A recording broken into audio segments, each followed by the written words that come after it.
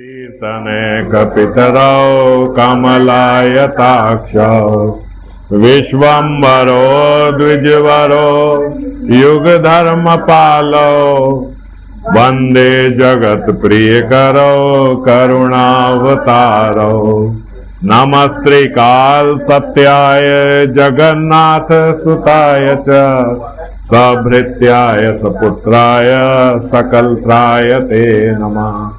ओम अज्ञानतिमिरन्धस्य ज्ञानाञ्जनशलाकया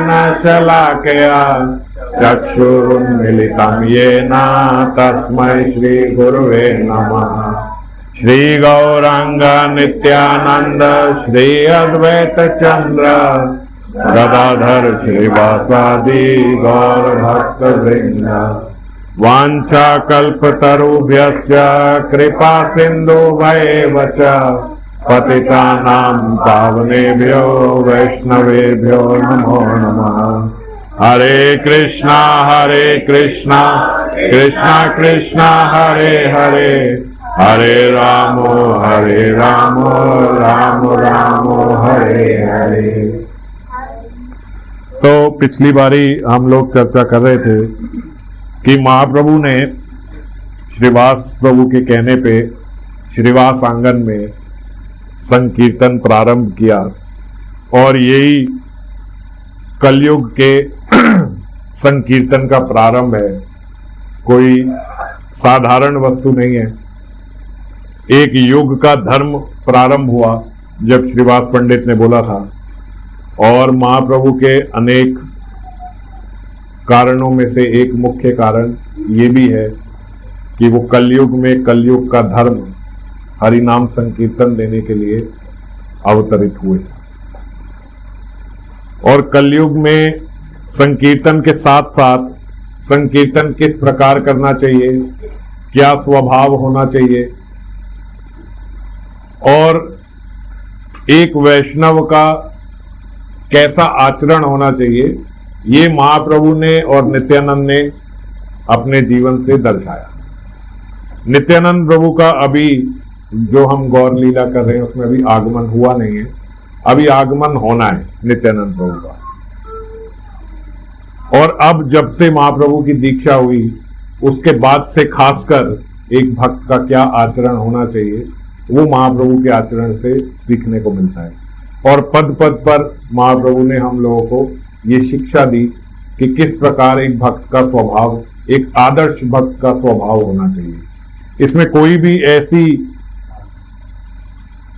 वस्तु नहीं है जो त्याज्य है।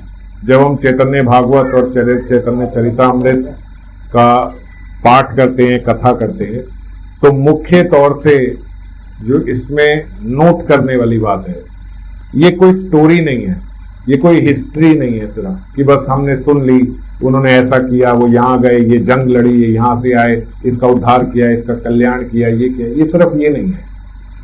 चैतन्य लीला जो है वो महाप्रभु से लेके महाप्रभु के हर पार्षद से कुछ ना कुछ सीखने को मिलता है और इसीलिए ये विशेष है और इसीलिए ये गूढ़ है कि एक एक पार्षद ने कैसा आचरण होना चाहिए ये हम लोगों को सिखाया और अलग अलग भक्तों के अलग अलग स्वभाव जो होते हैं उन सबको एकत्रित करके एक प्लेटफॉर्म पे लाके खड़ा किया कि ये भक्त आचरण होना चाहिए, इससे आगे पीछे नहीं चलेगा।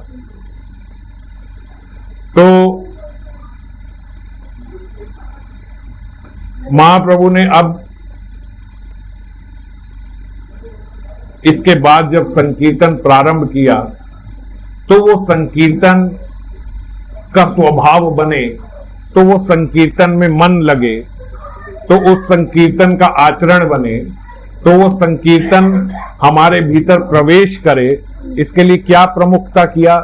सबसे पहले इसके लिए प्रमुखता क्या चाहिए? इसके लिए चाहिए भक्तों की सेवा, वैष्णवों की सेवा। तो यही महाप्रभु ने अपने आचरण से दिखाया और वो गंगा जी के तट पे जाते और रास्ते में ही जितने वैष्णव मिलते, क्योंकि जब आप देखते हो जब एक गंगा तट पे ही अगर कोई है स्थान, कोई तीर्थ है, तो प्रमुखता वहां पे एक आचरण होता है कि सुबह सुबह गंगा स्नान करेंगे। अगर जमुना तट पे है तो वहां जमुना स्नान करेंगे। इस प्रकार से पवित्र आदि नदियों के तट पर जितने तीर्थ स्थान है, तो वो सुबह सुबह राधा कुंड में जब हम जाते हैं तो सुबह राधा कुंड का स्नान करने के लिए, तो ऐसे ही जहां पवित्र कुंड और जहां पवित्र नदियां होंगी वहां सुबह सुबह सब भक्तगण वैष्णवगण सुबह सुबह वहां पे स्नान करने के लिए जाते हैं। तो जब सारे भक्तगण सारे वैष्णव वृंदावन में स्नान करने और गंगा में स्नान करने के लिए जाते, तो महाप्रभु उनकी सबकी प्रत्येक की पद धूलि लेके अपने माथे पे रखते और प्रत्येक वैष्णव की वंदना करते, और इस प्रकार वंदना करते कि प्रत्येक वैष्णव की जा जाके प्रदक्षिणा भी करते, उनके ऐसे आप क्या परिक्रमा भी करते उनके आसपास, और उन सबको बोलते कि आप कृपा करके मुझे आशीर्वाद दीजिए ताकि मेरा भजन में मन लग पाए। कोई नाटक नहीं कर रहे, ये नेचुरल दीनता एक स्वभाव में आई जाती है। जब व्यक्ति भक्ति की ओर अग्रसर बनता है तो दीनता कैसे आती है? हम भौतिक जगत में देखते हैं कोई व्यक्ति अगर दीन होता है तो कैसे होता है? जब उसका धन छिन जाता है। जब तक वो धनी है तब तक तो अहंकार बना हुआ है, पर जब धन छिन गया तो उसके अंदर स्वाभाविकता एक दीनता आ जाती है। तो ऐसे ही वैष्णव गण का धन क्या है? भगवान, भगवान के दर्शन, भगवान का रूप, भगवान का सौंदर्य। और भगवान क्या करते हैं? अपने भक्तों को दर्शन देके फिर आदर्शन के विरह में तपाते हैं, और जब वो आदर्शन का विरह बनता है तो उस आदर्शन के विरह से स्वाभाविक दीनता भीतर में आती है। तो अब महाप्रभु के भीतर एक स्वाभाविक दीनता, और उस दीनता में वो एक एक वैष्णव को पकड़ के उनसे बोलते, आप आशीर्वाद कर दो, मेरा कान्हा मुझे दिखा था, मेरे कान्हा ने मुझे जैसे ही देखा, मैंने देखा, मैं उनका सौंदर्य देखकर मूर्छित हो गया, और जैसे ही मूर्छित हो गया वो चला गया और दोबारा कभी नहीं आया। आप आशीर्वाद कर दो, मुझे मेरे ठाकुर दिख जाएं, मुझे मेरे कान्हा दिख जाएं, आप आशीर्वाद करो वो दोबारा आए। ऐसे करके सबसे प्रत्येक वैष्णव से उनकी कि मेरी मनोकामनाएं पूरी हो, मेरे को ऐसा आशीर्वाद दो, आप तो दुखियों का दुख समझने वाले हो, आप तो वैष्णव हो, कृपा मेरे दुख का हरण करो, कृपया मेरा कल्याण करो। इस प्रकार फूट फूट कर सबके आगे रोने लगते, जोर जोर की रोते कि आप मुझे आशीर्वाद करो, चरणों में लौट जाते, पकड़ लेते चरण और जोर जोर की लौटते कि आप मुझे आशीर्वाद दो, मेरे कान्हा मुझे मिल जाए। और सब वैष्णवगण जो हैं वो उनको आशीर्वाद किया करते, जितने वृद्ध वैष्णव थे वो सब आशीर्वाद करते कि आप दिन भर कृष्ण का नाम लो, वो जरूर आपको मिलेंगे, आप जाओ, आप जाके तुलसी की प्रदक्षिणा करो, मिलेंगे। कोई कहते आप गंगा स्नान करो, वो आपको मिलेंगे। इस प्रकार जैसे जैसे जो जो वैष्णव उनको आशीर्वाद देते, वो उन सबसे वैष्णवों से बोलते, अच्छा आप मेरे सिर पे हाथ रखो कि मैं ये कर पाऊं, आप बल दो, मेरे भीतर बल नहीं है कि मैं ये सब कर पाऊं। इस प्रकार दीनता से, अब ये स्वभाव देखो, ये स्वाभाविक दीनता है, ये ऐसे नहीं है कि कोई नाटक चल रहा है, कोई कपट चल रहा है। स्वाभाविक दीनता महाप्रभु की कि आप मेरे को कृपा करो कि मैं ऐसा बन पाऊं, ऐसा कर पाऊं। और अगर कोई व्यक्ति, अगर कोई वैष्णव चंदन घीस रहा होता तो जाके उसके साथ चंदन घीसने लगते कि आपका चंदन मैं घीस देता हूँ, सेवा ही करनी है ना। तो हम लोग तो जब कपट सेवा करते हैं तो जानते हो क्या करते हैं? एक वैष्णव की कपट सेवा क्या होती है कि वो सामने बैठ के पूछता है कि प्रभु जी मैं आपकी क्या सेवा कर सकता हूँ, आप बताओ मैं आपकी क्या सेवा करूं, आप बताओ ना मैं आपकी क्या सेवा करूं, क्या सेवा करूं, मुझे कोई सेवा दे। ये कपट सेवा है, आप सेवा करना चाहते ही नहीं। असल में आप केवल दिखाना चाहते हो कि मैं सेवा करना चाहता हूं, और दिख जाए तो बात बन गई, करने की जरूरत क्या है, क्योंकि लक्ष्य तो यही था कि दिख जाए। अगर सेवा करना चाहो तो देखो महाप्रभु के आचरण से सेवा कैसे होती है। एक व्यक्ति चंदन घिस रहा है, लाइए लाइए बाबा मैं चंदन घिस देता हूँ, अरे नहीं नहीं, अरे नहीं नहीं, दो ना दो, मैं चंदन घिस देता हूँ, अरे मुझे बड़े अच्छे से आते हैं, बड़ी जल्दी घिस दूं, आप तब तक कुछ और करो ना, मैं चंदन घिस देता हूँ। फटाफट से उनका चंदन घिस दिया। कोई व्यक्ति कपड़े धो रहा है, अरे मेरे को बहुत अच्छे कपड़े धोने आते हैं, अरे मेरे से ज्यादा अच्छे वस्त्र कोई, अरे दो ना, उन वस्त्रों की, उनकी वैष्णवों की धोती लेके धोती धो। कोई व्यक्ति कोई भार लेके जा रहा है बड़े सिर पे, उसके बाद अरे लाओ मेरे को दो, अरे उसने कहा नहीं हम उठा, अरे कोई बात नहीं, आप दो ना, अरे दो। उससे जबरदस्ती उनसे भार लिया और लेके उनके घर तक छोड़ने के लिए गए जहां पे वो जा रहे हैं। तो इस प्रकार से कोई भी, किसी की भी, जो वैष्णव जो कुछ कर रहा हो वो उसकी सेवा करने में लग जाते, भांति भांति की सेवाएं करते, और बोलते जितने वृद्ध वैष्णव थे वो भी उन्हें भांति भांति के आशीर्वाद दिया करते। और अब तो कुछ वैष्णव बोलते, ऐसा बोलने लगे, अरे कौन कहता है कि ये निमाई पंडित पागल हो गया, ये किसने हवा फैला दी कि ये निमाई पंडित पागल हो गया? पागल कहाँ हो गया, ये तो देखो कृष्ण प्रेम में उन्मत्त हो गया, ऐसा प्रेमी व्यक्ति, ऐसा भक्त तो हमने कभी देखा ही नहीं। और आप कहते हो कि इसके भीतर वायु आ गई, क्योंकि महाप्रभु कोई साधारण व्यक्ति तो है नहीं, पखांड पंडित है। भगवान के नाम से तो कोई नहीं जानता, पर सब ये तो जानते थे कि ये पखांड पंडित है, केशव कश्मीरी को हराया। तो ऐसे पंडित इतने विख्यात थे, और अब जब देखते कि इस दैन्यता से सेवा करें तो सब बोलते कि कोई वायु आई है इसमें, अरे ये तो इतना विनम्र स्वभाव का हो गया, इतना बढ़िया हो गया, कौन बोलता है ये तो प्रेम में उन्मत्त है। गलत बोलते सबके इसके भीतर वायु। और सब वैष्णव, बहुत जो वृद्ध वैष्णव होते वो सब खूब आशीर्वाद उनको देते। तो इस आशीर्वाद के साथ ही महाप्रभु बोलते कि यही आशीर्वाद एक वैष्णव के हृदय का बल है कि वो संकीर्तन में जुड़ पाए, संकीर्तन कर पाए। अब हम लोग देखो अभी संकीर्तन कर रहे थे, एक स्लो ट्यून में आराम से संकीर्तन करते करते पता है क्या होता है, क्यों कम हो जाते हैं, आधे लोग हो जाते हैं। मैं देख रहा हूं, मैं देखता ही हूं, सबको ये देख रहा हूं, आधे लोग बीच में भूल ही जाते कि क्या बोलते बोलते, क्योंकि ध्यान लगता नहीं है, हरि नाम में ध्यान लगता नहीं। तेज तेज बोल रहे हैं तो आप एक फ्लो में ट्यून में बोलते गए, अब बड़ी स्लो बोल रहे हैं तो बीच में समझ नहीं आता, अब कहां हरे हरे थे, हरे कृष्ण कृष्ण क्या भूल गए, इतने में चलते थे। हमारा मन इतना चंचल है, बहुत चंचल है मन, अब चल ही रहा है, एकदम से बीच में भाग गया।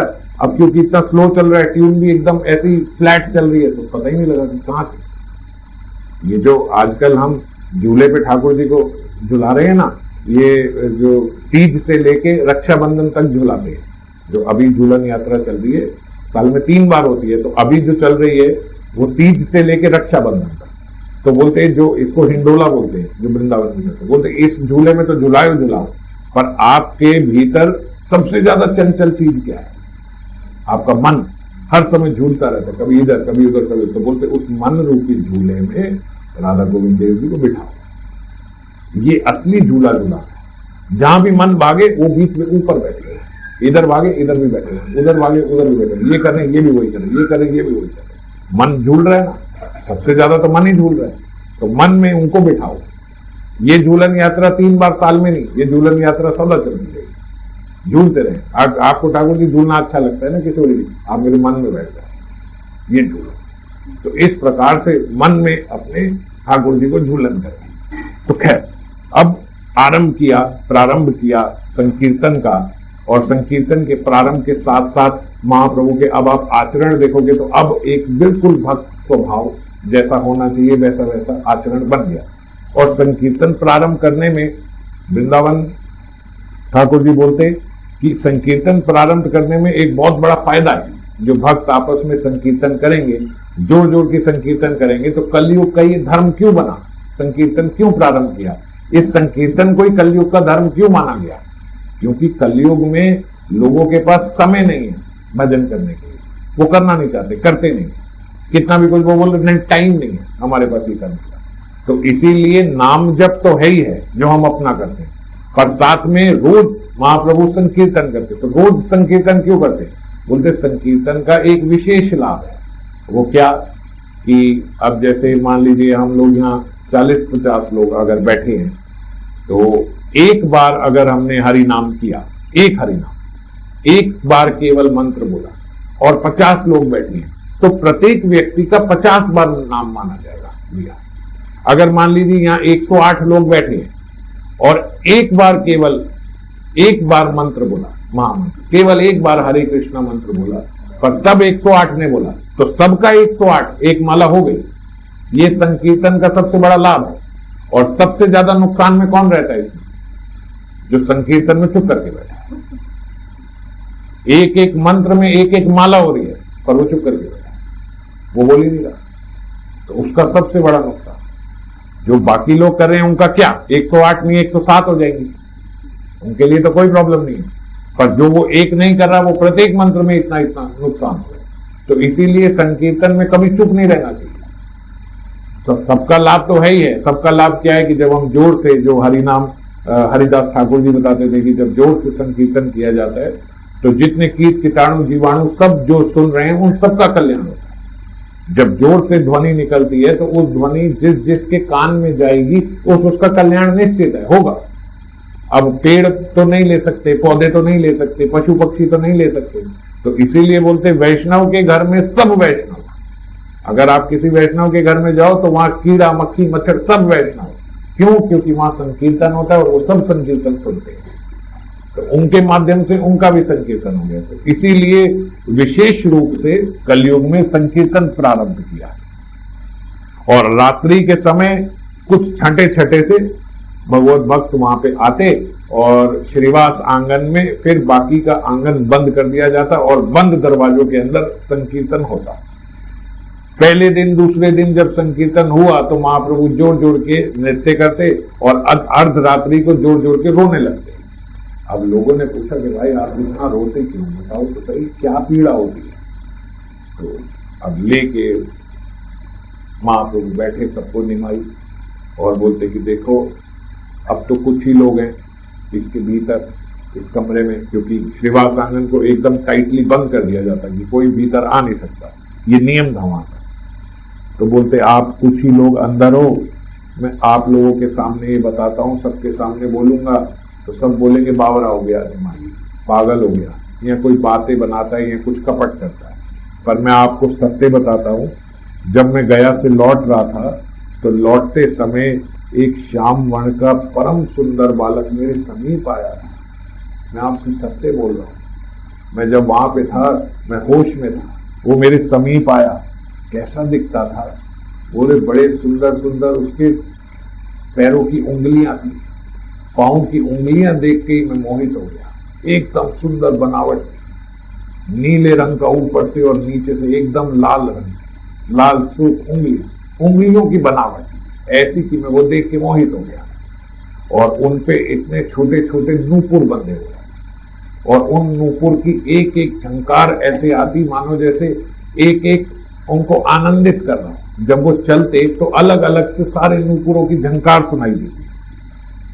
अच्छा, और बोलते गले में उनके जैसे हमारे ये हड्डी दिखाई देती, एकदम पतला गला, शरीर और कोई हड्डी नहीं, और एकदम चौड़ी छाती, और गले में उन्होंने वैजंती माला पहनी, और मुख तो इतना सुंदर मुख, और काले रंग के बाल और घुंघराले आगे आते हुए, बड़ा सुंदर मनोहर दृश्य, आनंद हो गया।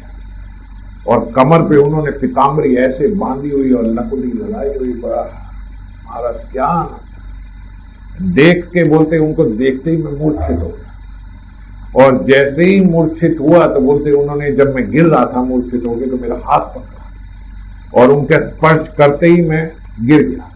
और बोलते उसके बाद मुझे जब होश आया तो देखा वो है ही। अब तब से लेके आज तक इतना पुकार रहा हूं, वो कहाँ चले गए, मुझसे क्या अपराध बना, क्यों मुझे मूर्छा आ गई।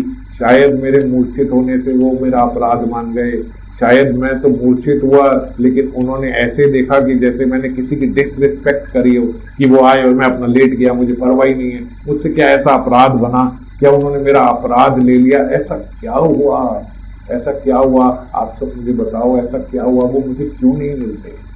ये बोलते बोलते बोलते वो मूर्छित हो गए, और मूर्छित होते होते भी हे अनाथ बंधु करुणैक सिंधु हाँ हंत कथम नयामी, बार बार उठते, बार बार मूर्छित हो जाते, फिर बार बार उठते, बोलते जितने वहां पे भक्तगण उपस्थित थे उन सब की आंखों में अश्रु भर आए, और सब जोड़ जोड़ के उनके साथ रोने लगे। ऐसी दशा देखी अपने सामने, आप किसी भक्त को ऐसे देखो कि वो जोड़ जोड़ के रो रहा है, हाँ हंत, हाँ करुणैक सिंधु, हाँ नाथ बंधु, ऐसा कहे और फिर मूर्छित हो, और फिर उठे और फिर जोड़ जोड़ के रोए, और फिर प्रत्येक जनों के चरण पकड़ के बोले क्या आप मुझे दिला सकते हो, आप तो वैष्णव जन हो, आपने तो देखे होंगे, आपसे तो मिलते होंगे, क्या कन्हैया मुझे मिलेंगे, क्या दोबारा मिलेंगे, क्या मेरा अपराध क्षमा कर देंगे। इसी बात से बहुत सेवा करना चाहते हैं वैष्णव, मेरा अपराध क्षमा हो जाए, मुझसे कोई अपराध बन गया होगा। जब ऐसे कोई हो जाए, आपका कोई प्रिय आपसे बात करना बंद कर दे, आप यही तो पूछोगे कि भाई बताओ तो हुआ क्या, गलती क्या हो। अब वो बात ही नहीं कर रहे, आप फोन पे फोन, अरे भाई एक बार उठा के बोल तो सही कि मैंने क्या गलती करी है। ऐसे तड़पते हो कि नहीं तड़पते, भगवान के नाम से तो समझ में नहीं आ रही होगी कि क्या हुआ। मान लो आपका कोई बड़ा प्रिय है और अचानक बात करना बंद कर दिया, आप दिन भर सोचते रहो मैंने क्या लास्ट बात करी थी, क्या हुआ था, क्या मुझसे गलती हो गई थी, कौन सी बात बुरी लग गई होगी, क्यों नहीं वो एक बार बोले तो सही। इसी प्रकार से महाप्रभु के अंदर ऐसी वेदना हो रही कि मुझे पता तो लगे ऐसा क्या हुआ कि एक बार मिलने के बाद दोबारा नहीं मिल रहा। खैर, तो इस प्रकार करते और फिर बोला अच्छा चलो मैंने आपका समय खराब किया, आप बुरा नहीं मानना, आप सब मुझसे बुरा। अरे सब बोले नहीं नहीं नहीं कोई बुरा मानने की बात नहीं भाई। बोले आप तो सुबह हो गई, मैं चलता हूँ, हम कल फिर मिलेंगे, कल फिर ऐसे ही संकीर्तन करेंगे। और बोलते कल फिर मिलते और जोड़ जोड़ के खोल कीर्तन और मंजीरे सब लेके जोड़ जोड़ के कीर्तन हुआ करता। और जितने भी भक्तगण वहां पे जो अपने थे, बोलते किसी के मन में भी कोई मान सम्मान या दिखावे की भाव नहीं था, इसीलिए बड़े कम लोगों को ही लेके संकीर्तन किया जाता है कि अगर कोई बाहर का व्यक्ति प्रवेश कर जाएगा तो फिर मन खराब होगा, मन में सांसारिक भावना आ जाएगी। अगर किसी के अंदर कोई मान या भाव की इच्छा रही तो सबके भीतर एक सांसारिक भावना आ जाएगी, इसलिए बड़े कम लोगों में ही ऐसा संकीर्तन हुआ। और महाप्रभु की ऐसी वेदना और ऐसी स्थिति देख के माता सती ने गदाधर पंडित को बोला कि गदाधर तुम रात भर इसके साथ जो संकीर्तन करते हो रहते हो तो अब ऐसा लगने लगा निमाई थोड़ा शांत हो गया है, थोड़ा पहले से अच्छा हो गया है, तो तुम ऐसा करो तुम थोड़े दिन इसके साथ ही रह जाओ। गदाधर ने बोला हाँ हाँ आई क्यों नहीं, रह जाऊंगा। तो गदाधर जो है अब वो निमाई के साथ रहने लगे। अगर अर्धरात्रि को भी आ जाते तो उनके साथ ही विश्राम भी करते। तो एक दिन गदाधर जो थे वो महाप्रभु के चरण संवाहन कर रहे थे। इसी प्रकार से जब महाप्रभु लेट जाते तो निमाई के चरण दबाते और चरण दबाते दबाते उनसे थोड़ी बातें करते। उनसे भी निमाई यही पूछते कि गदाधर तुम तो बचपन से कन्हैया के भक्त हो, तुम तो बचपन से कन्हैया को जानते हो, अरे बड़ा नटखट है, किस बात का बुरा मान जाए पता ही नहीं लगता। गदाधर बोले नहीं बुरा नहीं मानते, वो तो क्रीड़ा करते हैं अपने भक्तों के साथ, आपके साथ क्रीड़ा कर रहे हैं, आप सौभाग्यशाली हो आपके साथ क्रीड़ा कर रहे हैं, हमारे साथ तो क्रीड़ा करते ही। बोले तुम तो बचपन से उनके साथ हो, तुम तो बचपन से बोलते, मैं आपको क्या बताऊं निमाई, जो क्रीड़ा आपके साथ हुई वो क्रीड़ा मेरे साथ नहीं होती। और आप मेरा कल्याण करो, आप मेरा उद्धार करो, ये जो सबके सामने आप इतना बोलते हो, मैं जानता हूं आप कौन हो, आप मेरा कल्याण करो। वो बोलते मैं क्या कल्याण करूंगा, मैं तो खुद देखना चाहता हूँ, मेरे से तो होता नहीं। बोलते प्रभु अब ये सब बातें और मेरा कल्याण क्या करूं। बोलते तुम जानते हो निमाई, ना तो मेरे अंदर कोई साधन का बल है, ना मैंने कभी कोई साधना ऐसी करी है, ना ही कोई मैंने ऐसा कोई शुभ कर्म किया है कि जिसके बल पे मैं मांगू कि मैंने इतने शुभ कर्म किए, और ना ही मैंने कोई तीर्थ यात्रा करी है, मैंने कुछ भी नहीं करा।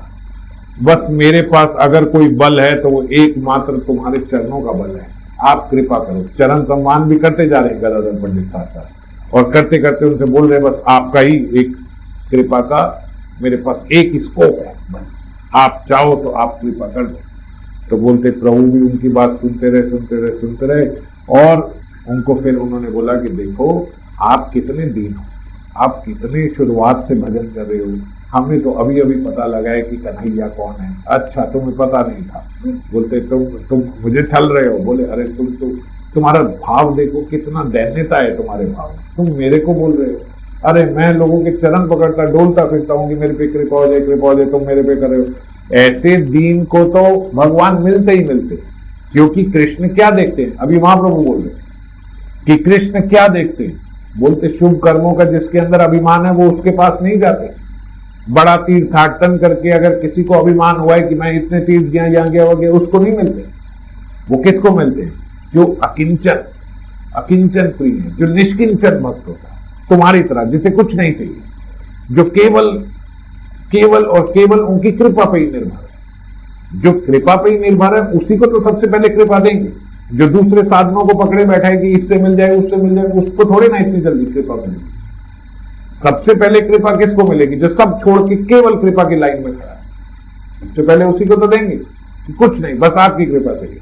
तो बोलते आप कृपा करो कि मेरे को फिर मिल जाए। अगर आप ऐसा कहते हो तो आप कृपा करो ना, आप मेरे पे क्यों नहीं कृपा करते? तो बोलते अच्छा ऐसा है, कल गंगा स्नान के बाद तुम्हें प्रभु की कृपा प्राप्त हो जाएगी। गदाधर पंडित को बोलते, गदाधर पंडित ने जैसे कल गंगा स्नान के बाद प्राप्त हो जाएगी। हाँ ओ गदाधर पंडित अब ना सोए जा रहे ना उठे जा रहे, बार बार लेटते और फिर खड़े हो जाते, फिर लेटते फिर खड़े होते, फिर जोर से खुश होते प्रसन्न होते कि कल बस गंगा स्नान के बाद मिल जाएगा, और फिर अगर नहीं मिला तो रोने लगते। फिर हंसने लगते। अब महाप्रभु की जो दशा देखते थे वही गदाधर की दशा हो गई। गदाधर को तो मैया ने इसलिए बुलाया था कि भाई तुम आ जाओ, इसको संभालो। अब तो निमाई देख रहे हैं कि गदाधर की तो मेरे जैसी हालत हो गई, और निमाई हंस रहे हैं कि गदाधर क्या हालत हो गई, क्या दशा हो गई।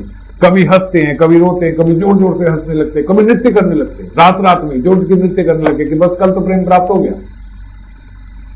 जैसे हमें कहीं 12th के बोर्ड के लास्ट पेपर की पहले खुशी होती है कि अब खत्म बस। तो ऐसे बोले बड़े प्रसन्न, बहुत खुश, आनंद हो गया, मजा आ गया, बहुत जोर जोर के नृत्य करते। फिर सोचते अगर नहीं हुआ तो, अगर मुझसे कोई अपराध बन गया तो, अगर उससे पहले स्नान करने से पहले मुझसे कोई गलती बन गई तो क्या करेंगे। तो ये सोच के रोने लगते कि कृपा होगी ना। फिर सोचते कृपा पे ही तो निर्भर, ये अपराध कहां से बीच में आ गए, उत्साह में बढ़ जाए, फिर नृत्य करने लगते। अब तो सब देख रहे हैं, गेलो तो गदाधर भी वैसे ही हो गया जैसा निमाई। हमने तो गदाधर को सोचा था ये निमाई को ठीक करेगा, तो निमाई ने तो गदाधर को अपने जैसा कर दिया। अब गदाधर बोलते सुबह उठे, और सुबह उठ के जो ही उन्होंने गंगा स्नान किया और गंगा स्नान करके निकले तो बोलते ऐसे हो गए जैसे कोई मत वाला हाथी होता है, जैसे नशे में किसी की आंखें हो जाती। सत्य में उनके भीतर गंगा स्नान करते ही एक अजीब सा प्रेम उनके भीतर प्रवेश कर गया। और गंगा स्नान का अगर देखे तो प्रेम तो रात को ही प्राप्त हो गया था। जो उनकी दशा थी वो प्रेमियों की तो होती है, वो तो प्रेम तो था ही। महाप्रभु के बोलते कि तुम्हारे भीतर प्रेम आ गया, और महाप्रभु ने जो बोल दिया कि तुम्हारे भीतर आ गया गंगा स्नान के बाद, तो फिर क्यों नहीं आना था। अब बोलते वो तो रात के अंधेरे में था। अब जब सुबह गंगा स्नान के लिए तो सब नवद्वीपवासी इकट्ठे हो जाते, सारे वैष्णव इकट्ठे होते। जैसे ही वो गंगा स्नान करके निकले तो उनकी आंखें ही अलग हो गई एकदम, और बोलते सब वैष्णवों के चरणों में डोलते फिरते, आप मुझे आशीर्वाद दो, अब मेरा नया जीवन है, आप मुझे आशीर्वाद दो, अब मैं ठीक से भजन करूं, अब मैं प्रगाढ़ रूप से अपना हृदय कृष्ण में लगा लूं। प्रत्येक वैष्णव के चरण छूते, प्रत्येक वैष्णव के चरण स्पर्श करते। सब देखते गदाधर तो बड़ा ऊंचा मार्ग है, हम तो छोटा मोटा बच्चा समझते थे, इतना परम वैष्णव। तो परम वैष्णव के लक्षण है कि सबके चरणों में डोल रहा है। तो प्रभु ने बोला कि निमाई ने, प्रभु बोले गदाधर कृपालु कृष्ण तुम्हारे ऊपर कृपा कर दी। जिस कृपा की तुम याचना करते थे वो कृष्ण ने तुम्हारे ऊपर कृपा कर दी। अब मैं तुमसे प्रार्थना करता हूं कि मेरे को भी वो कृपा दिला दो। गदाधर बोले वाह प्रभु, क्या वांछना करते हो, मेरे साथ फिर मेरे साथ चल। बोले मेरे पे कोई कृष्ण ने कृपा नहीं करी, अब मैं जान गया, और दूसरे कृष्ण को तो मैं जानता ही नहीं, मुझे तो एक ही कृष्ण पता है और वो ये है। निमाई ने बोला क्या बात है, कैसे बोल रहे हो। बोले कैसे बोल रहे हो, आप छोड़ो, अब आनंद का विषय, अब आनंद लेने दो, अब ये सब बातें दूसरों से करो, हमारे से मत करो। और जोर जोर की बोलते नाचने लगे। अब उनको देख के शुक्लांबर ब्रह्मचारी को बड़ा शोक तो नहीं कहूंगा, लेकिन थोड़े दुखी, ऐसे दुखी नहीं कि द्वेष हो गया, पर ऐसे दुखी हुए कि यार गदाधर को ऐसा प्रेम दे दिया प्रभु और हम रह गए। तो शुक्लांबर ब्रह्मचारी के भीतर भी तीव्र इच्छा हुई कि ऐसा ही प्रेम मुझे भी मिल जाए। शुक्लांबर ब्रह्मचारी बड़े तो वृद्ध है, ऐसे गदाधर की उम्र के, गदाधर तो महाप्रभु से भी छोटे हैं, निमाई से भी छोटे, और जो शुक्लांबर ब्रह्मचारी है वो तो वृद्ध है। अब शुक्लांबर ब्रह्मचारी ने देखा काम तो ये निमाई का ही है, उन्होंने देख लिया कि गदाधर तो बार बार निमाई के चरण पकड़ और बोल रहे हमसे वांछा नहीं की, देख लिया उन्होंने। वो अपनी इधर उधर भिक्षा करते थे, उन्होंने जैसे ही देखा शुक्लांबर ब्रह्मचारी ने पकड़ लिए चरण निमाई के। निमाई बोल रहे क्या करो भाई, बड़ी दवा में क्या ये क्या हो रहा है, या सब वैष्णव देख रहे हैं। अरे आप मेरे पिता को मान, आपने मेरे को पाला है, मुझे गोद में खिलाया है, खिलाया पिलाया है, और आप आज मेरे चरण में बोल रहे प्रभु अब मेरे से भी छल नहीं, मैं भी आपका अपना हूं। अगर ये आपका अपना है गदाधर तो क्या मैं नहीं। अरे आपने देखा नहीं कि मैं कैसे जा जाके एक एक जगह के एक एक पुण्य तीर्थ किए हैं, मैंने कितने तीर्थों में गया, कितने पुण्य तीर्थ करे, और कितनी पुण्य तिथियों में मैंने उपवास किया, कितनी बार मैंने निर्जल व्रत किए। जितने व्रत एक वैष्णव को करने चाहिए वो सब मैंने आज तक निर्जल करे, और कोई ऐसा तीर्थ नहीं है जहां मैं गया नहीं, रहा ना हूं। मैं वृद्ध हो गया हूं, देखो मेरी क्या अवस्था हो गई, और ये सब किया। बोलते निमाई को देख के हंसने लग गया। बात समझ गए। अब जो जब उनको देख के हंसने लगे तो बोलते जो शुक्लांबर ब्रह्मचारी थे वो भी समझ गया, वो समझ गए क्यों हंस रहे, तुरंत बोले, बोलते प्रभु ये जो तीर्थ यात्राओं का मैं आपसे वर्णन कर रहा हूं कोई अधिकार नहीं जता रहा हूं कि मैंने तीर्थ किया, मैंने ये किया तो आपको मुझे प्रेम देना पड़ेगा, ये मत समझना। आपको बता रहा हूं कि प्रेम पाने के लिए मैं भी पागल हूं और चाहिए, कुछ तीर्थों की वजह से नहीं मांग रहा हूं, अधिकार से नहीं मांग रहा हूं, आपके चरण में आपकी कृपा की याचना कर रहा हूं। मुझ अबोध बालक पे भी वही कृपा कर दो जो आपने गदाधर पे की है। और निमाई पंडित, अच्छा जाओ जाओ जाओ, दिया दिया दिया, जाओ, अच्छा जाओ दिया। और बोलते जो ही दिया, जो ही बोला दिया, शुक्लांबर ब्रह्मचारी नृत्य करने लगे। अब उनकी भी वही दशा, नाच रहे हैं, गा रहे हैं, जोर जोर की कूद रहे हैं, ओ हरे कृष्ण हरे कृष्ण हरे कृष्ण। और उनकी जो पोटली में वो जो चावल इकट्ठे थे, बोले वो चावल ले लेके निमाई खा रहे हैं। और वो उन्होंने तो सब दे दिया, अरे सब ले लो, अब कुछ नहीं चाहिए, बस अब मर जाने को जी चाहता है, आनंद में पागल विभोर। अब जितने वैष्णवगण थे उन्होंने देखा भाई एक गदाधर, दूसरा शुक्लांबर ब्रह्मचारी, निमाई तो पहले बोले ये तो आग लगी है यहाँ पे, एक से एक जलते जा रहे हैं जो वहां पे पहुंचते जा रहे हैं। और सब जो वैष्णव थे वो जानते थे कि ये साधारण बात तो नहीं है, ये तो प्रेम प्राप्ति हो रही है पक्की पक्की। अब निमाई पंडित को जो लोग पागल पागल बोलते थे या जो द्वेषी थे वो बोलते थे, पर जो वैष्णव थे वो भी समझते थे कि भाई कोई तो वायु आ गई इसके भीतर। अब वो समझ गए कोई वायु शायु नहीं है, ये प्रेम का रोग लगा है, एंड दिस इज कंटेजियस। ये तो जिसको दिए जा रहे हैं टन टन, सबको वैसा ही होता जा रहा है। कोरोना तो क्या वायरस होगा जो प्रेम का वायरस है। तो लग गया आपको, और सब वैष्णवगण अब धीरे धीरे समझने लगे। अब जब रात को संकीर्तन होता तो फिर वही बंद दरवाजे। अब यहीं पे विशेष रूप से चैतन्य भागवत में बताया गया कि देखो नियम कितने आवश्यक है, क्योंकि जब कोई व्यक्ति नियम रखता है, नियम से अपना जीवन पालन करता है, तो उसके भीतर उन नियमों के कारण संयमता आ जाती है, संयम आ जाता है, दृढ़ता आ जाती है, तत्परता आती है, नम्रता आती है, दीनता आती है, सहनशीलता आती है, और सद्वृत्तियां उसके भीतर प्रवेश करती है। किसके भीतर? जो नियम से चलता है, जो वैष्णव नियम से चलता है, जो सभ्य है, और जो नियम पालन नहीं करता उसकी भी दशा बताई। अब आप कहोगे यहां पे नियम की बात कहां से आ गई? तो बोलते श्रीवास आंगन में अब एक नियम बना रखा था कि अनाधिकारियों को अंदर नहीं आने देना, जितने अनाधिकारी हैं उनको प्रवेश नहीं करने देना, क्योंकि सांसारिक भाव का समावेश होगा अगर वो भीतर आ गए तो मन की झुंझलाहट अब सबके भीतर होती। भाई आप बोलो कि हम संकीर्तन कर रहे हैं और बंद दरवाजे में कर रहे हैं, तो सबके भीतर एक ऐसा होता है कि भाई संकीर्तन तो एक ऐसी चीज है, भाई हमें भी करने दो, क्या हो गया? अगर नाच गा रहे हो, संकीर्तन कर रहे हो, तो इतना बंद क्यों कर रहे हो? तो हम सबको भी करने दो।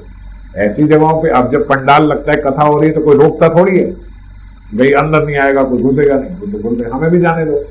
तो अब देखा जाए एक दृष्टि से तो ये गलत हो रहा है कि संकीर्तन के क्यों द्वार बंद कर दिए?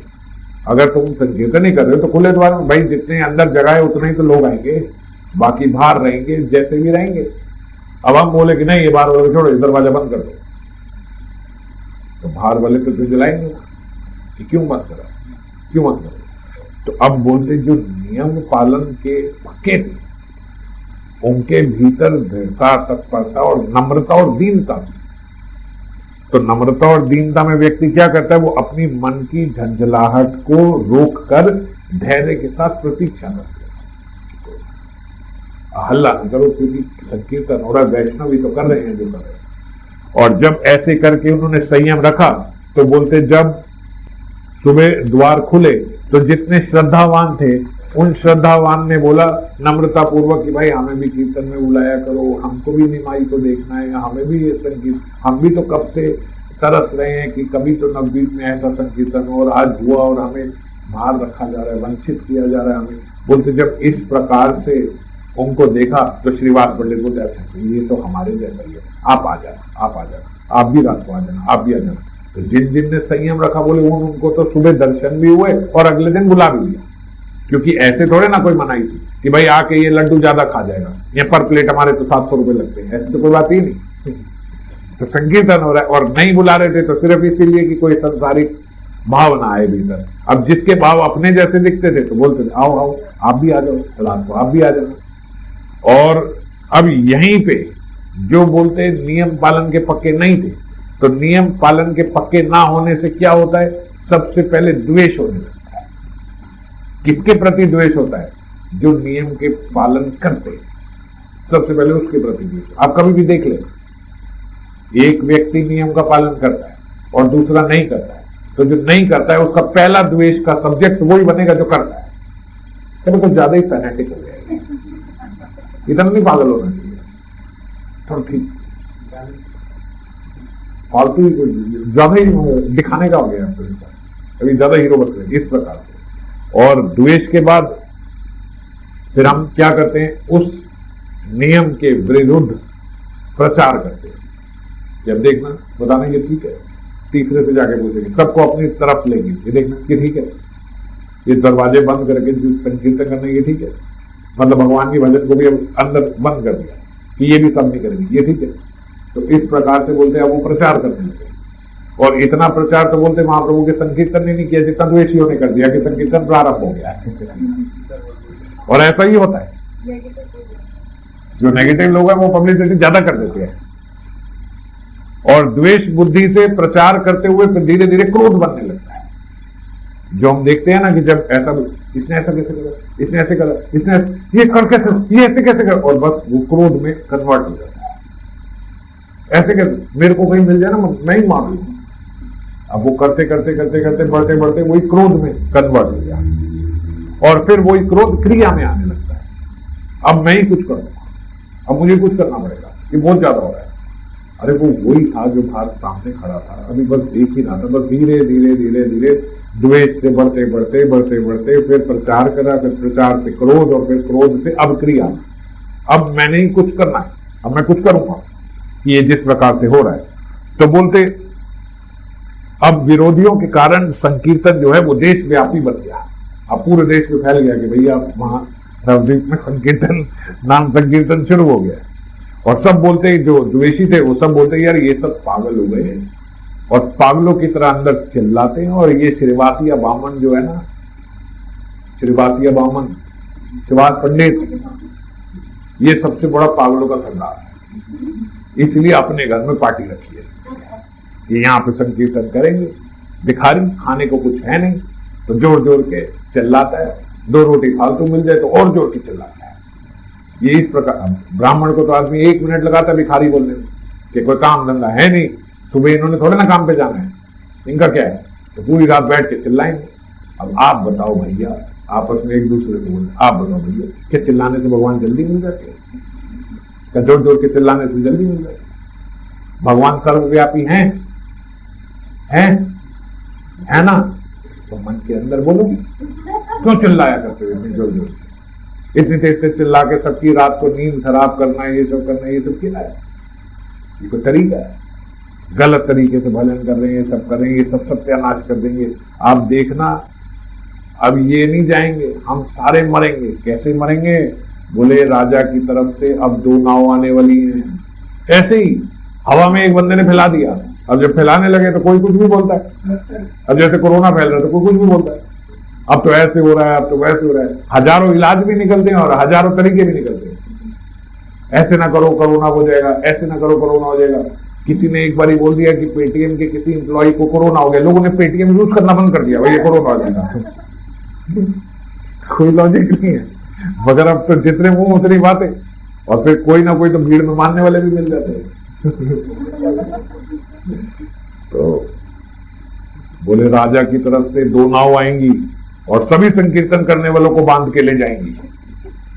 और जब एक ने दूसरे ने सुनी, दूसरे, ओए नाव आने वाली है, 2 नाव आएंगी राजा की तरफ से, सबको ले जाएंगी, पकड़ पकड़ के ले जा रही है सबको, क्योंकि उस समय यवन राज था, हिंदू राजा तो था नहीं।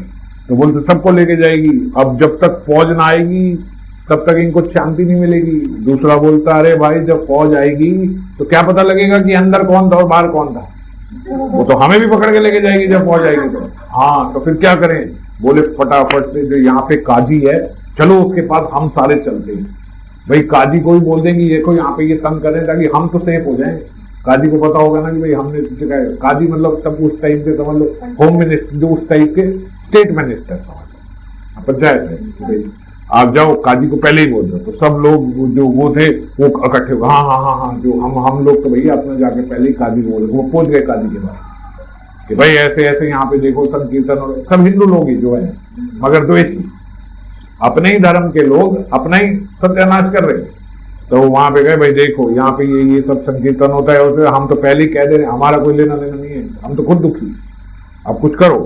तो जो काजी उनकी बात सुनकर बोला आप लोग चिंता ना करो, अब हम करेंगे, ये कीर्तन बंद कराएंगे। बोले कोई कह रहा था कि राजा की 2 नाव आएगी और इनको बांध के ले जाएगी। बोले अब तक तो पता नहीं था, लेकिन अब आएगी। अब काजी ने कहा अब तो बुलाएंगे, अब कराएंगे और इनका कीर्तन बंद कराएंगे। और अब सब लोग बोलने लगे भाई ये क्या नाम संकीर्तन से पता नहीं क्या होता है। जितने द्वेषी लोग हैं, जो वैष्णव लोग हैं वो तो प्रसन्न होते, अब जो द्वेषी लोग हैं वो बोलते पता नहीं इससे क्या होगा, रात को हा हा हु करते हैं, ये करते वो करते।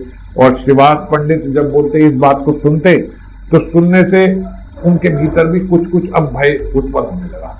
अब जब हर जगह, क्योंकि अब तो ऐसी तो कैपेसिटी ना हो, तो अब हर जगह पूरे शहर में यही बात चल रही है, इस लाइक कोरोना। अब आप कहीं भी जाओ तो यही बात होगी, और तो कोई बात है नहीं किसी के पास। वो तो शुगर हुआ सुशांत सिंह को, तो कोई और लोग गए दूसरी तरफ कि भाई इधर भी बात करें। तो खैर, तो वो अब जगह जगह यही बात हो रही है कि भैया नाव आने वाली है, भैया राजा मारने वाला है, ये करने वाला है, ये संकीर्तन करने वाले तो पागल हो गए, इन्होंने दुखी कर दिया, ये हो गया वो हो गया। तो सब जगह जहां जाओ संकीर्तन की यही सब बातें चली। अब प्रचार हो गया ना, तो पूरा प्रचार हो गया कि भाई नवद्वीप में संकीर्तन शुरू हो गया। तो ऐसी बातें सुन के जो श्रीवास पंडित थे, अब जो भक्तजन होते बड़े कोमल हृदय के होते, उनके भीतर भी थोड़ा भय हो गया कि भाई अगर ऐसा हो गया है, क्योंकि जहां जाए वहां जाए। और श्रीवास पंडित तो मेन कल्प्रेट है, क्योंकि उनके तो घर में हो रहा है ये सब कुछ। तो श्रीवास पंडित को तो देखे बोले बेटे तू तो गया, और कोई जाए ना जाए देख, तू तो बच नहीं सकता, तू तो गया श्रीवास। और श्रीवास पंडित इससे सुने उससे सुने, ऐसा होता है ना, एक आदमी बिल्कुल सेफ है, सिक्योर है, उसे पता है भाई मैं ठीक चल रहा हूँ, मैं नियमों से चल रहा हूँ, मेरे को कहीं कोरोना नहीं हो रहा, मैं पूरी प्रिकॉशन ले रहा हूँ। मगर तब भी न्यूज सुन के भीतर आई यार मेरे को ही ना हो जाए यार, भाई आ ही जाता ना, भीतर घुस ही जाता है कि यार हो ही ना जाएगा। वो बंद कमरे में दरवाजों में बैठे हैं, अंदर बैठे, तो भी उनके अंदर भीतर तो हवा में से आ जाएगा।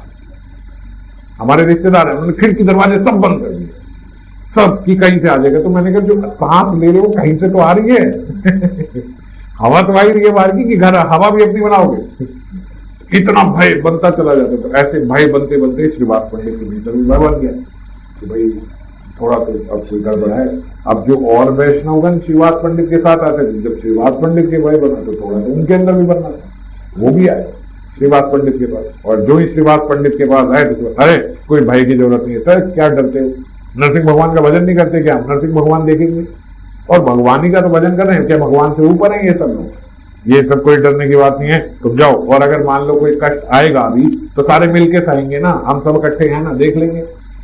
अब उनको कह के तो आश्वासन देके भेजा। और भीतर तब श्रीवास पंडित तो अब भीतर थोड़ा भय है उनको, पर वो अपना भय महाप्रभु से भी निमाई से नहीं बोलते, बोले क्योंकि उनको इस भय से ज्यादा कि मुझे उठा लेंगे, उनको ये भय है कि ये संकीर्तन खत्म हो गया।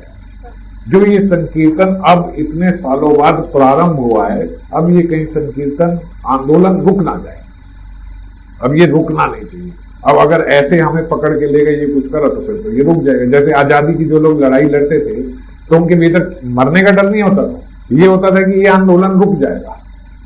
और ये कलयुग का ही तो युग धर्म है संकीर्तन, अगर ये रुक गया तो कैसे काम चलेगी। तो ये भय था श्रीवास पंडित के भीतर।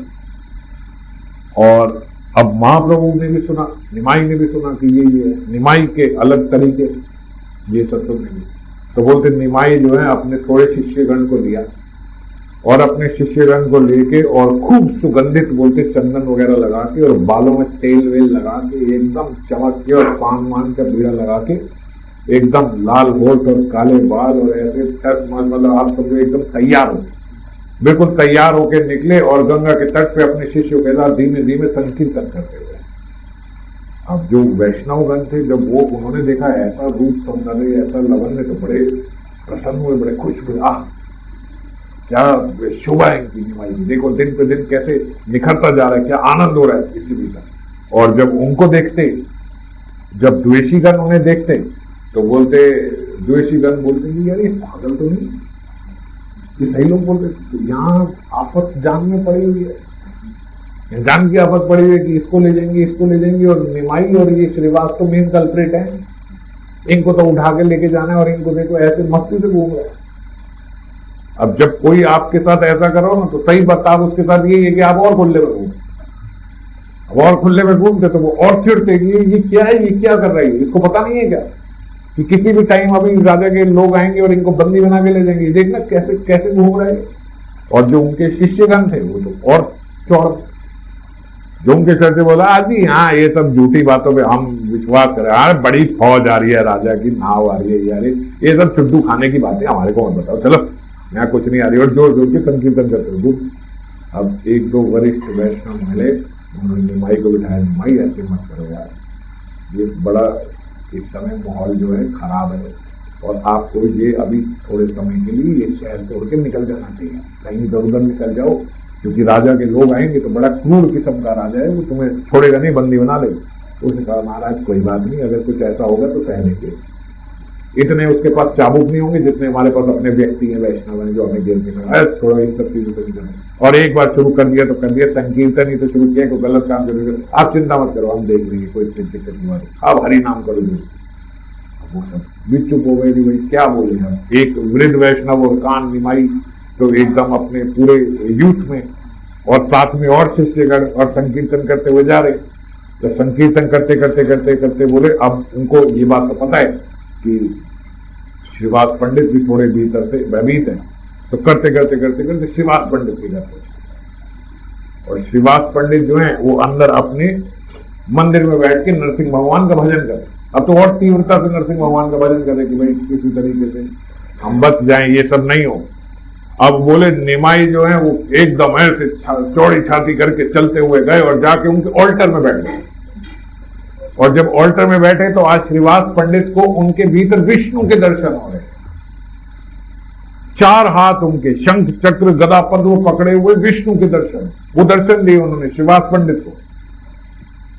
और शेरों की दहाड़ते हुए, क्योंकि वो नरसिंह भगवान का भजन करते थे, तो शेरों की तरह दहाड़ते हुए उन्होंने नरसिंह रूप ले लिया। उसी समय पहले विष्णु स्वरूप दिखा, फिर नरसिंह स्वरूप दिखा, और नरसिंह स्वरूप में श्रीवास को बोला, श्रीवास किससे डरता है तू, कौन चला रहा है ये सृष्टि।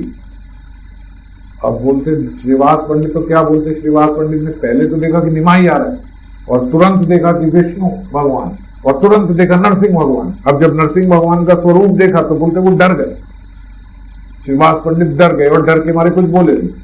तो निमाई पंडित ने बोले डरते क्यों, किस बात का डर है तुम्हें, बताओ मुझे, बताओ क्या डर है तुम्हें, क्या दिक्कत है। हम परम पावन करने के लिए तो यहां पे आए, ये संकीर्तन किस लिए हमने शुरू किया है। बोले चिंता मत करो, अगर तुम्हें कुछ करना है तो मेरी स्तुति करो, करो, तुम बहुत सुंदर मेरी स्तुति करते हो, तुम बहुत अच्छे मेरे भक्त हो, और तुम्हारे जैसे भक्त को कभी डरने की जरूरत नहीं है, मैं तुम्हारी रक्षा के लिए सदा यहीं पे हूं। अब बोलते श्रीवास पंडित भूल गए कि ये वो निमाई है जिसको मैं खिलाया करता था गोद में। अब तो उनके प्रति भगवत भाव आ गया, क्योंकि अब देख रहे हैं तो विष्णु ही देख रहे हैं, और नरसिंह भगवान के उनके भीतर दर्शन हो रहे हैं। बोलते प्रभु आप तो स्वयं विष्णु, आप ब्रह्मा हो, आप शिव हो, आप ही रक्षा करते हो, आप ही नाश करते हो, आपकी जय हो, इस प्रकार करके उनकी स्तुति करते हैं। अब सब भूल गए कि भैया ये निमाई है, ये छोटा है, ये वो है।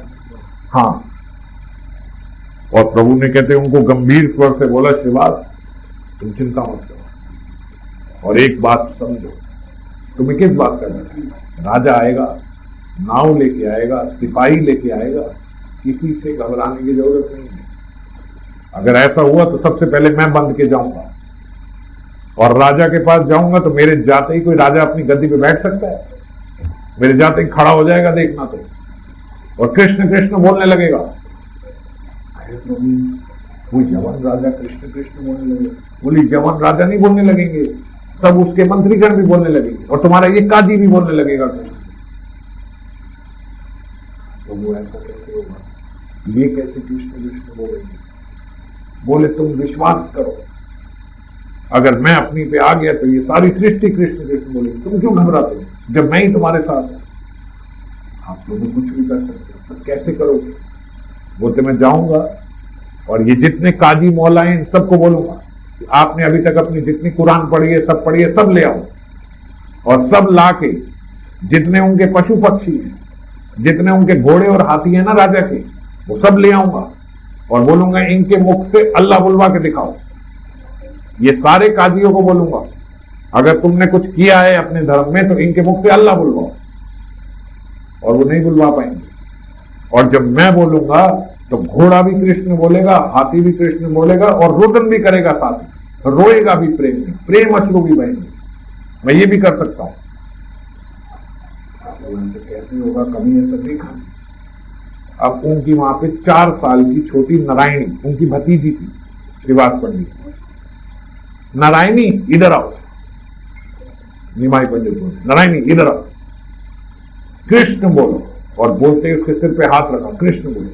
जैसे ही नारायणी को बोला, नारायणी ने आज तक बोलना नहीं सीखा, और जैसे ही बोला कृष्ण बोला, बोलो वो जोर जोर से कृष्णा कृष्णा हाँ कृष्ण करती जोर जोर से प्रेम अश्रु बहने लगे। इतने अश्रु की अश्रु की धारा बहने लगी नारायणी के भीतर से। बोलते बोलो श्रीवास, अब विश्वास हो। बोले प्रभु अब मेरे भीतर कोई भय नहीं। बोले अब अपने घर में जितनी भी तुम्हारे घर में जितने लोग हैं सबको बुलाओ और सबको बोलो कि मेरी स्तुति करें। और सब लोग आए, वो सब लोग चंदन करते, हार पहनाते, चंदन करते, हार पहनाते, आशीर्वाद दो आशीर्वाद दो।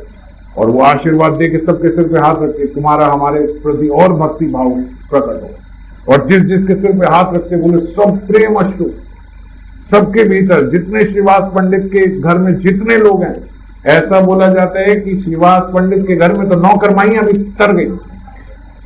ये वैष्णवों के घर का मेला है और ये वैष्णव सेवा का कमाल है। क्या वैष्णव सेवा का कमाल है?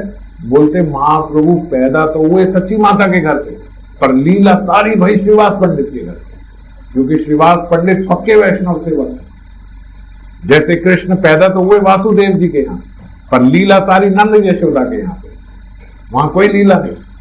तो ऐसे ही वो बोलते पैदा तो वहां, मगर लीला सारी श्रीवास आंगन में हो रही है। संकीर्तन वहां हो रहा है, दर्शन वहां दे रहे हैं, आनंद वहां फैला रहे हैं। और सबको बुलाया, सब चंदन कर रहे, सब हार कर रहे, और सब रुदन करते करते जोर जोर की संकीर्तन और जोर जोर का रुदन।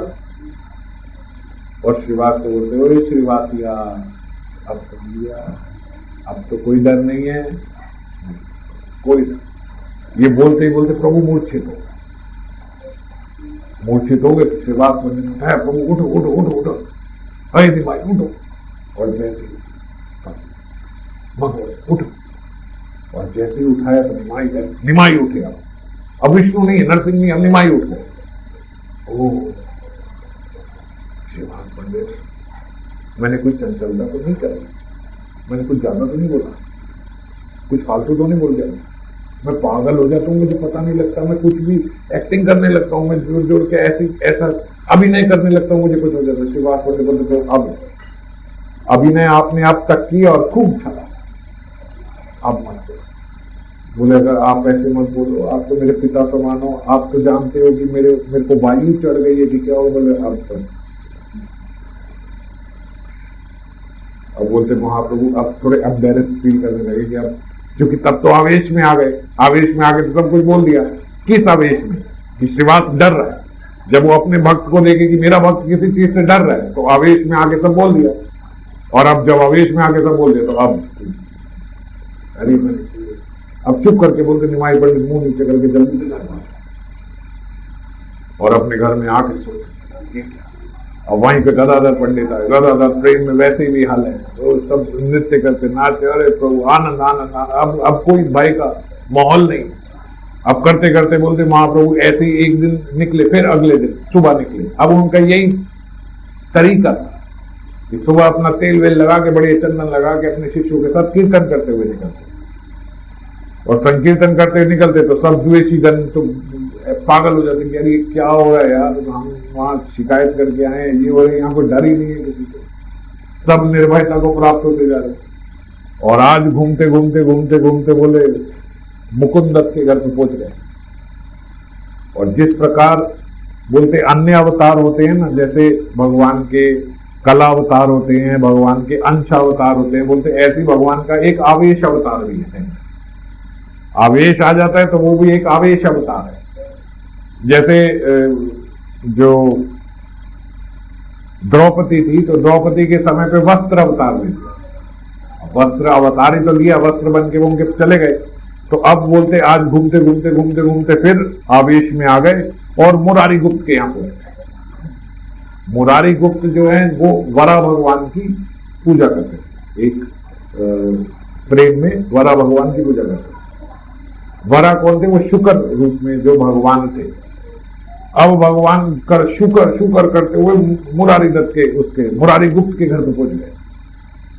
और मुरारी गुप्त के घर में बिल्कुल वही अपने ऐसे चलने लगे, हाथ पैर से ऐसे चार जैसे क्रॉल करता है बच्चा, ऐसे चलने लगे। और धीरे धीरे धीरे धीरे शुक्र का स्वरूप ही ले लिया। और उसके वहां पे एक वो तांबे का पानी में भरा हुआ पड़ा हुआ था, उससे पानी पी रहे और अपने सींग से ऐसे हिला रहे। अब शुक्र आवेश में आ गए। असल में क्या है, महाप्रभु स्वयं भगवान, और जब महाप्रभु आए भक्त बन के आनंद लेने के लिए, तो भगवान के किसी स्वरूप को ये आनंद कभी प्राप्त नहीं हुआ कि हम भक्त का आनंद लें। तो जितने भगवान के स्वरूप थे बोलते सब महाप्रभु के भीतर प्रवेश कर गए। वर अवतार भी, नरसिंह अवतार भी, राम अवतार भी, कृष्ण अवतार भी, क्योंकि सबने का ये आनंद तो भाई कभी लिया नहीं। तो सारे अवतारों का समावेश हो गया महाप्रभु के भीतर। तो महाप्रभु कभी इस आवेश में आ जाते, कभी उस आवेश में। तो अब क्योंकि मुरारी गुप्त उसके उपासक थे तो उसके आवेश में आ गए। अब उसके आवेश में आके मुरारी गुप्त को बोलते तुम किस बात की चिंता कर रहे, डर रहे तुम कि सैनिक आएंगे, ये आएंगे। अरे अगर मेरे भक्तों को कोई तंग करे ना तो मैं अपने, चाहे मेरा पुत्र ही क्यों ना हो, मैं उसको भी नहीं छोड़ता। अब बोलते वरावतार में भगवान जान के ये बात क्यों बोल रहे हैं? क्योंकि वरावतार में ही उनका पृथ्वी से पुत्र हुआ था, नरकासुर। और नरकासुर का उन्होंने वध कर दिया था क्योंकि वो गलत कंपनी में पड़ के असुर बन गया था।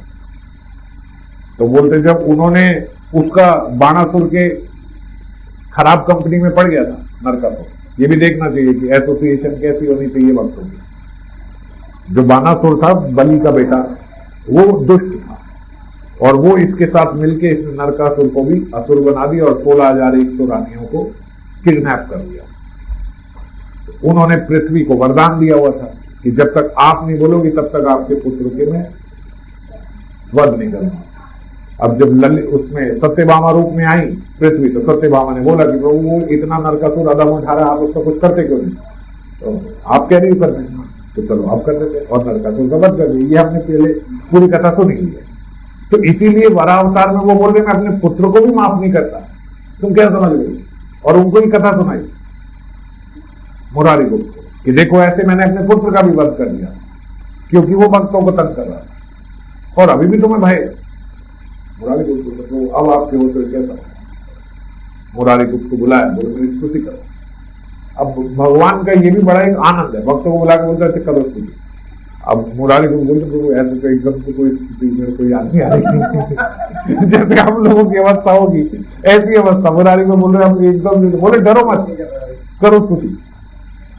तो क्या बोलूं, आप क्या हो, आप क्या नहीं हो और क्या हो और ये हो। बोले देखो वेदों में भी हमारी बहुत स्तुति करी, इस प्रकार की वो नहीं।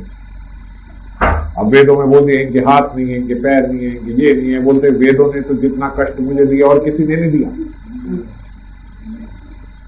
और एक वो हमारा लड़का प्रकाशानंद, वो बेटा प्रकाशानंद भी बड़ा तंग कर रहा है।